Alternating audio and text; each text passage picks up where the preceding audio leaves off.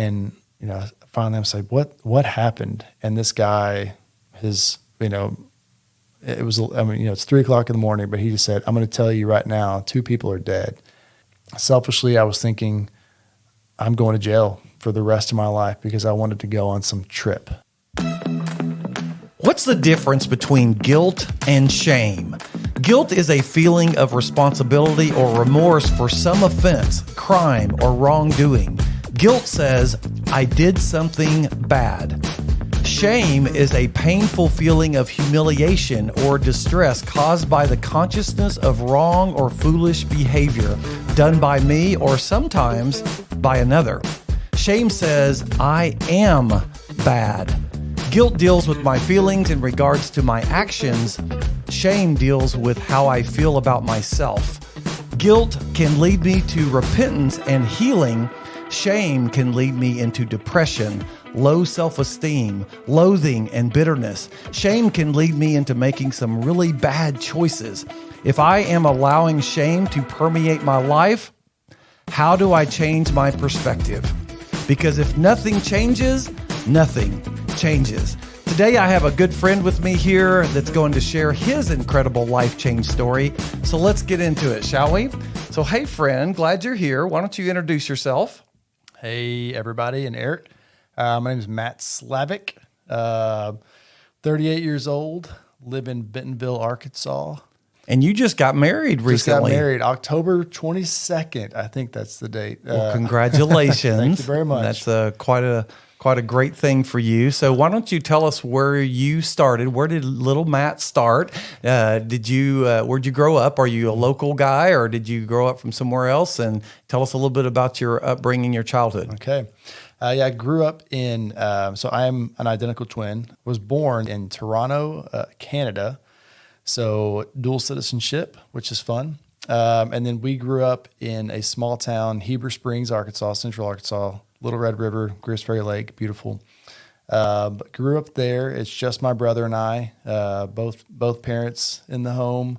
Very athletic. We did all sports that we could and just had fun that way. And we were not super close growing up, but we are incredibly close now. Were you competitive growing up? Yes, we were very competitive. It's nice to have somebody that is pretty much just like you to compete against and push, and all that was great. Yeah, so Mark had a little bit more confidence than I did, I would say. I struggled with that a little bit, but it was great to have a clone and could just we read each other's minds on the basketball court and on the soccer field, and I would cut back door and he'd pass it to me or. And he was number 24, I was number 42. So just to confuse people, So did you do the confuse people thing a lot? Did you trade places a little bit or not? We got confused every now and then, but once you're around us enough, you can tell a difference. I'm the better looking twin, obviously. Oh, no, I don't know. There's something about being around twins for a while. You can just tell them apart. Yeah, we have like a weird twin connection. So what was it like? I mean, what was it like with your family dynamic? Were you really close to your mom and dad? And you said you weren't as close with your brother then as you are now. So what was the family dynamic like in the Slavic household? We were not super close, I would say, growing up.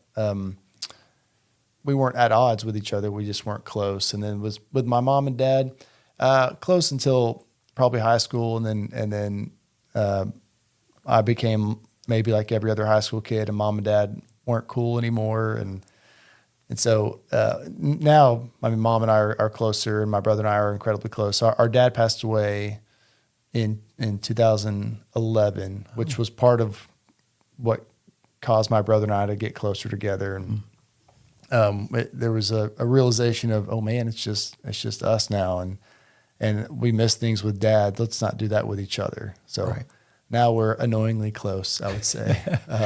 Yes. Was there anything in your childhood that you would say still is something that impacts your adulthood? Absolutely, yes. My brother and I have an uncle. He actually passed away somewhat recently, within the past few years. But for one, he decided to introduce us to pornography. He never married, never had kids, but I think that was his way of kind of like a birds and bees sort of talk. And so he introduced us to that. And then later on that night, woke up to him abusing me. And I thought until we were in, 32, 33, I thought it just happened to me. So here I was, 8-year-old, 9-year-old boy. I was supposed to trust this guy. He's part of the family. And this thing happens that it's confusing, and I don't know, I just don't know what that means. Right. But for me, it was, there's something wrong with me. There's something that he sees in me that's weaker, that's less than, that's off. And so he can do this to me, and it's my fault. So I'm assuming, and I don't want to assume, I'm going to let you answer the question. This was not a one-time event. Apparently this happened multiple times. It happened with my uncle. Mm-hmm. It happened a couple times. How did that change the narration in your mind of who Matt is? For my information in my brain was, this is just who I am. This is who I'm going to be forever. I'm this broken version of Mark. It's kind of probably how I thought of myself. He's the confident, good looking, which is funny because we're twins, but good looking, smart one. And I'm the version of him that's the bad guy. So that, and I just, if I can think back to high school, college Matt, that's who I was always going to be. And there was nothing I could really do about that. So you mentioned I'm Matt, the bad guy. Mm-hmm. And earlier I was, talking about the difference between guilt and shame. Right. Guilt says I did something bad, right, and shame says I am bad. Right. Yeah. And would that be how you kind of defined yourself? You I must be bad because that happened to me. Yeah, 100%. Yeah. I love that you read those definitions, but yeah, I would say I was fully entrenched in shame. I was the bad guy. I was the weaker, lesser. It wasn't. It was like everything that was going to happen from that point on was just going to be subpar, right, because that's what I was subpar. And so that became sort of my identity. That informed my identity, who I thought I was for a long time. And then, with the pornography aspect, I had this way of soothing myself. If something was wrong, that rubbed me the wrong way, or that I didn't like, I could run to this thing that I learned about, and so for a very long time, that was my identity. I'm the broken one, the weaker twin. And then I've got this struggle that I can't really tell anybody about because nobody else struggles with it. I'm the only person in the world that struggles with pornotography. So you get through high school and you go to college. And so I didn't ask you earlier about kind of whether or not you had an experience with God as a young child, but it sounds to me like your experience came in college. So tell me a little bit about that. So around my sophomore year of college, I just started having all these questions and who is God? What is heaven? What does a relationship mean? I kept hearing all these phrases. And so I talked with a friend of mine's dad, and he just asked me some questions and kind of led me to the Lord, or led me to Christ, whatever the phrase you want to say is. And did you still feel broken then, even after you accepted Christ and you realized now, hey, I'm a child of God? Did you still feel like that Matt was broken? Or was there still that narration going on in your head? A little bit, yes, or maybe a lot bit. And honestly, I think I blamed my uncle for a pornography addiction because he's the one that introduced it to me, and he did this thing, and so it kept me maybe angry at him, but also it was the thing that I ran back to on a consistent basis. Right. It was this weird cyclical thing that I did. There were a couple different events in my 20s that I would call tragedies. One of those events was my dad passing away when we were 25, 26 maybe. And it was very sudden. He was healthy. He was 61. He just had a stroke, and I was living in Texas at the time. And really what I didn't want to process or think about was how my old identity of the lesser twin. I wasn't the son that I wish I would have been to my dad. I didn't say I love you enough. I didn't thank him for the, millions of things that he did. And so that was very hard for me. Right. And so I ended up down in Texas, which is around the time that my dad passed away.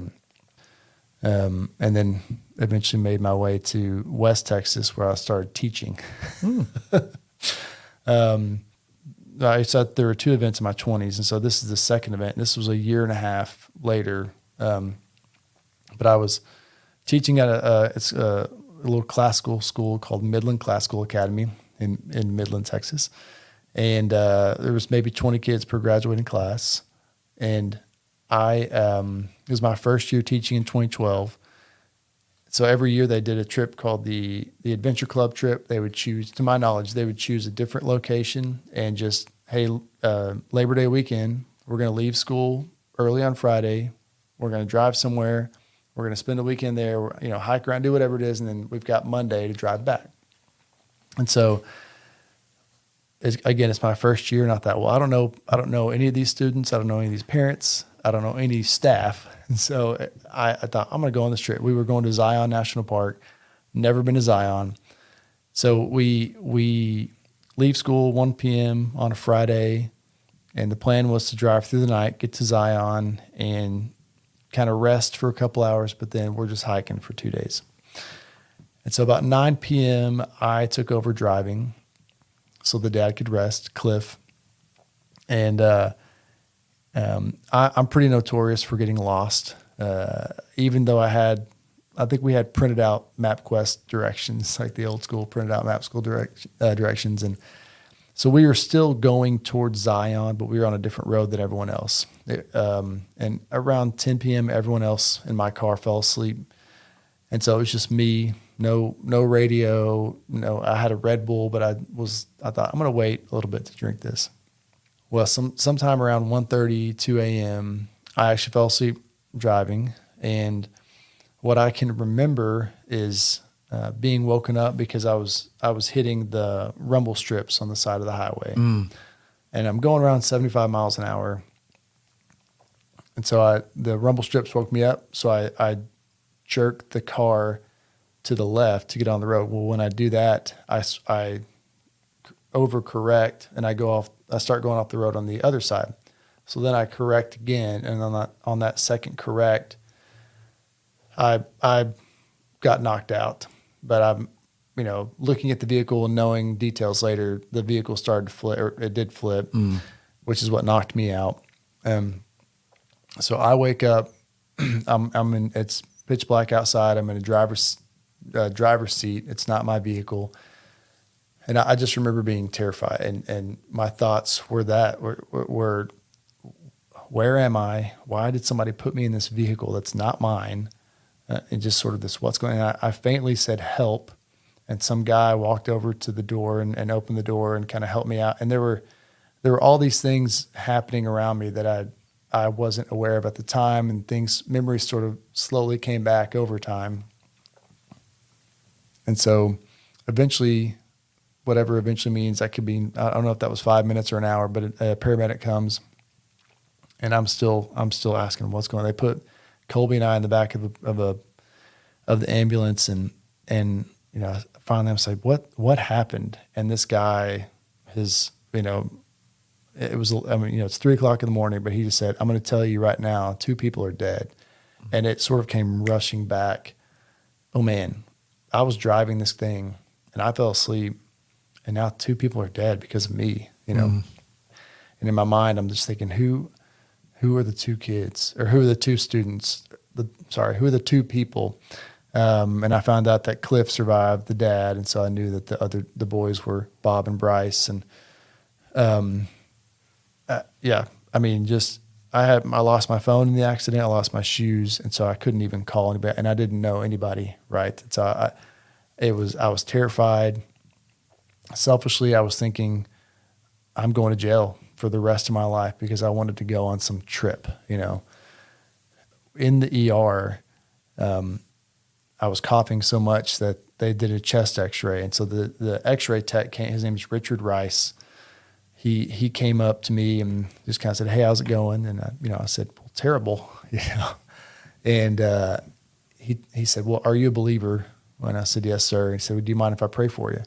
So he prayed for me, and he didn't know the situation really, and took me back, got a chest. And one of the things he encouraged me to do was to write. He said, "I know you're not going to want to, but just over the next several weeks, write as much as you can about how you're feeling, what's going on, because it'll be good for you in the moment and later on." I got discharged around 5 a.m., go back to the hotel room. I don't sleep, obviously.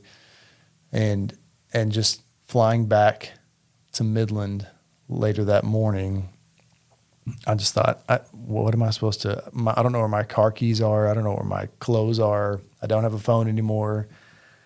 And I get off the airplane, and one of my best friends in the world, I was in his wedding, happened to be not happened to be, but he was at the airport. He came pick me up, and he was the perfect person to be.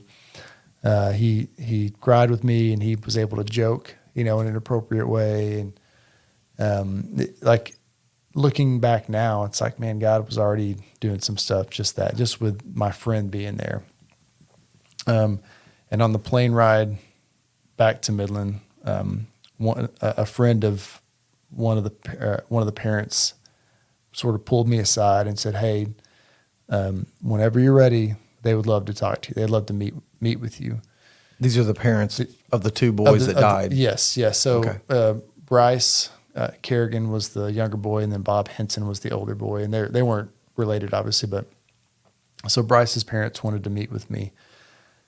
And so over the next couple of days, my family had gotten down to Texas, and so that happened on a Saturday. So Monday or Tuesday, I believe, it worked out that we were going to go to their house. And I mean, I'm so anxious. There's not a word, big enough to describe how anxious I was. And all I could think of was, I need to say I'm sorry, but sorry is not weighty enough for what happened.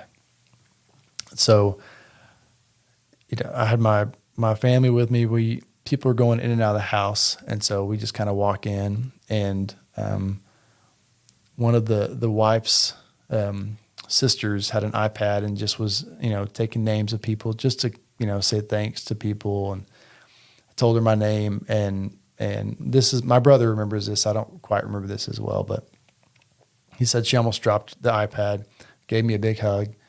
The Danny and Amanda Kerrigan see that, they come they beeline for me, and they give me the biggest hug that I've ever had in my life. And Wow. they told me they loved me. They prayed for me. They told me that they forgave me. They knew it was an accident, to not carry any guilt or shame, and just they just reiterated it was an accident. They even, I can remember us laughing together in that moment. And then, I stayed in Texas. I went to the funerals. I came back to Northwest Arkansas for a couple weeks, and then went back to Texas, and I met with the mom of the older boy, Bob, who passed away.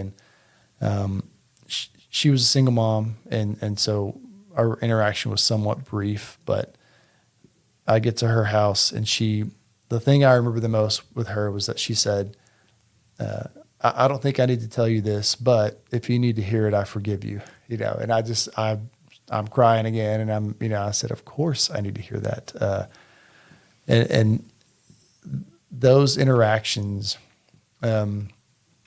were indicative of that year in Midland and the following years teaching there in Midland. But especially that first year, I struggled a lot with, I wanted to beat myself up because nobody else would.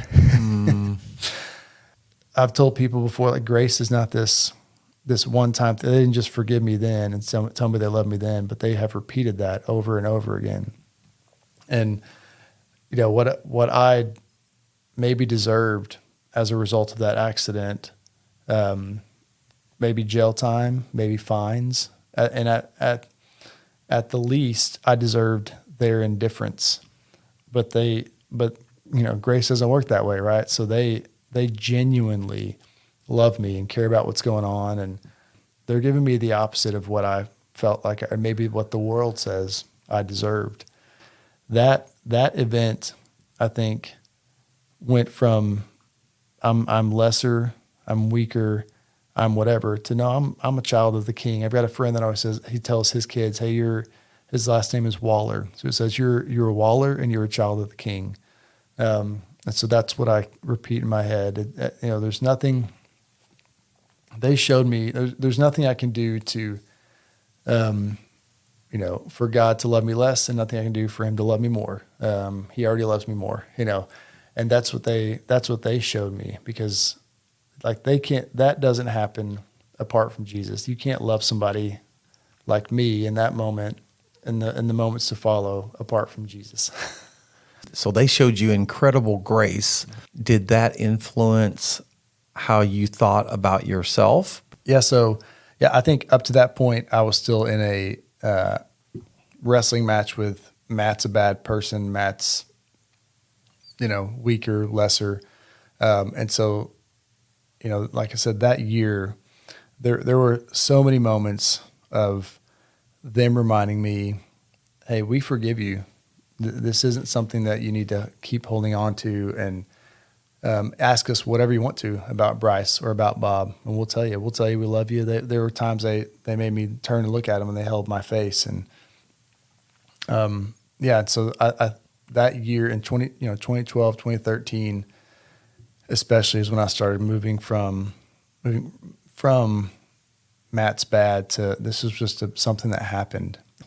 So what would you tell the person that maybe didn't have the grace that you experienced, that's thinking, I'm a bad person?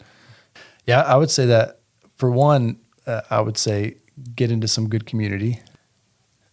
Or maybe I wrote this down in my journal one time, a year or so after, but there were a lot of times after the accident happened when I didn't want to do anything. I mean, I had friends that came to visit me for periods of time, and it was sort of like, okay, what are you doing here? I'm going to lay in bed all day, and they wouldn't let me do it. And so I've said at some point, or wrote down at some point, that it's hard to be stagnant. Think of a stagnant pond, and it grows all this gross stuff. It's hard to be stagnant when there are friends, brothers, stirring that water for me.